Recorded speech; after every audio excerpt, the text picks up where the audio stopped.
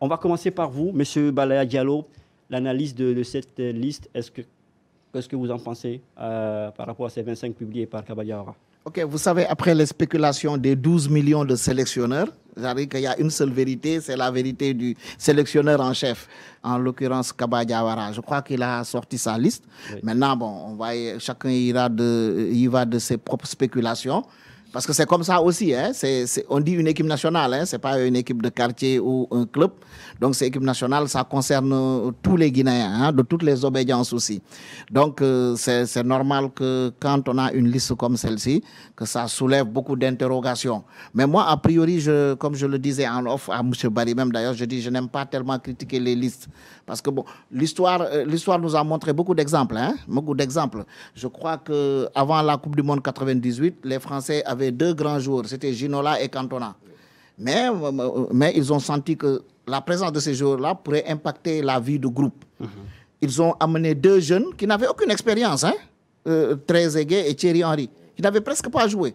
Parce que là-bas aussi, il y a une interaction entre les sélectionneurs et les entraîneurs des clubs, en fait. Bon, je ne sais pas si ça se fait ici dans nos pays, mais en réalité, bon, ils demandent, et je crois que en son temps, c'était Arsène Wenger, hein, qui avait proposé ça pour en lieu et place de Cantona et de Ginola. Donc tout ça, bon, ça veut dire que c'est lui le seul responsable, hein. En cas de victoire, on dira que ce sont les joueurs qu'il a choisis, mais en cas de défaite, il supportera seul le chapeau. Donc, bon, s'il choisit ces 25 joueurs, moi, je pense que, ouais, on peut toujours épiloguer sur certaines choses, mais a priori, on fait le constat, on a vu les 25 jours. Maintenant, bon, après, on va en débattre, hein, pourquoi ceci, pourquoi cela. Mais bon, il reste que la seule vérité, c'est la vérité du sélectionneur. Justement, il dit votre analyse sur cette liste de Kaba Diawara. Donc, je pense qu'il est le capitaine du bateau. Il estime avoir fait le meilleur choix, parce que nous avons tous suivi à la télé, sur la RTG, sur la télévision nationale, où il a pas... Brièvement, il a résumé son choix sur ses joueurs en disant que c'est une continuité.